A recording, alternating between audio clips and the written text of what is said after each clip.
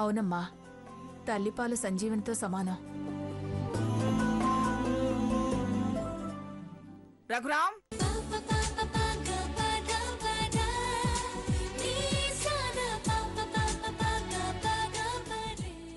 నానమ్మా. రఘురామ్, ఎలా ఉన్నాడ్రా వాడు? ఎలా ఉన్నాడ్రా నా బంగారు తండ్రి?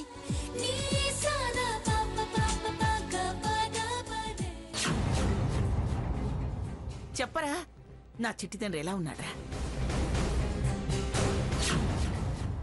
వంశోద్ధారకుడు ఎలా ఉన్నాడో చెప్పరా? వాడికి మొత్తం వచ్చిందని చెప్పరా? స్వర్ణ, ఆగండి.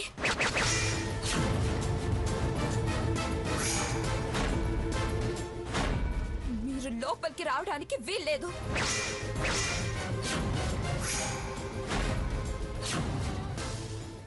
నా కొడుకుని చూడ్డానికి వీల్లేదు. స్వర్ణ, ఏమిటే నీకేమైనా పిచ్చా?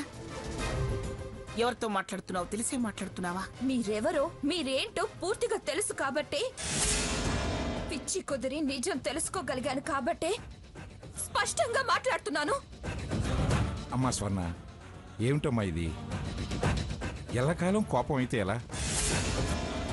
వాడు తప్పును తెలుసుకున్నాడు, పశ్చాత్తాపడ్డాడు, మనసు మార్చుకున్నాడు అన్నా నమ్మవు సరే, కానీ అదేం చేసింది? మునిమనవడు పుట్టాడని సంబరపడిపోయి వాణ్ణి ఎప్పుడెప్పుడు చూద్దామా అని రాత్రంతా నిద్ర మానేసి ప్రతి క్షణం వాణ్ణే తలుచుకుంటూ అదుంటే దాన్ని చూడొద్దు నన్ను చూడొద్దు అంటామే. మేం చేసిన తప్పేంటి? ఎందుకమ్మా మా మీద అంత కోపం? ఏమిటండి మేము చేసిన తప్పేమిటని దాని వివరం అడుగుతున్నారు? అదేదో చెబితే వాణ్ణి చూడకుండా వెనక్కి తిరిగి వెళ్ళిపోదామనా? వాడెవడండి? నా వరాల మూట, నా వజ్రాల కోట. రేపు నా చేతుల్లో ఆడుతూ పాడుతూ పెరగాల్సిన వాడు.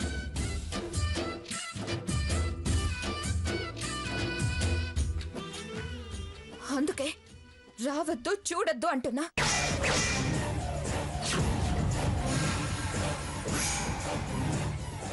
స్వర్ణ, నువ్వు మాట్లాడకక్క.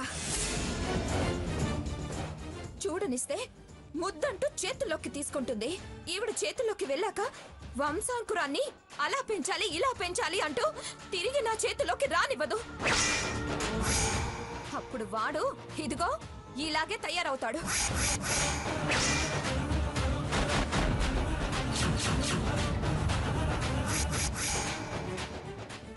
స్వర్ణ, ఏంటా మాటలు? నువ్వు చాలా మొండిగా ప్రవర్తిస్తున్నావు, తప్పుగా మాట్లాడుతున్నావు. ఏమన్నారు? నేను మొండిగా ప్రవర్తిస్తున్నానా? తప్పుగా మాట్లాడుతున్నానా? అన్నీ అనుభవించిన వాళ్ళు ఎందుకు వీరిని సమర్థించి ఆత్మవంచన చేసుకుంటున్నారు?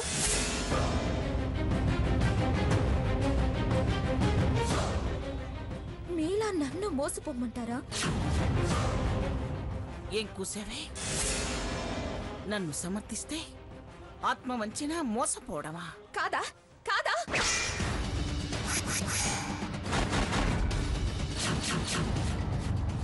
మీ గుండెల మీద చెయ్యేసుకొని చెప్పండి. మీరు ఆత్మసాక్షి మీద ఒట్టేసి చెప్పండి. పేరుకు వీరి కన్న తల్లే కాని ఏనాడైనా మిమ్మల్ని తల్లిగా చూశాడా? ప్రేమగా పలకరించాడా? అమ్మా అని ఆపేక్ష పడ్డాడా? మీరు ధైర్యంగా దగ్గరికి తీసుకోగలిగారా?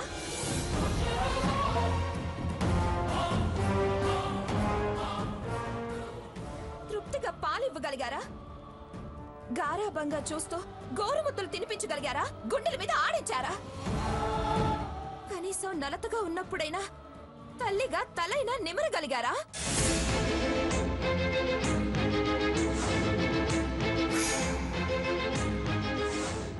మీ ఆరాటాన్ని ఇతరైనా అర్థం చేసుకోగలిగాడా?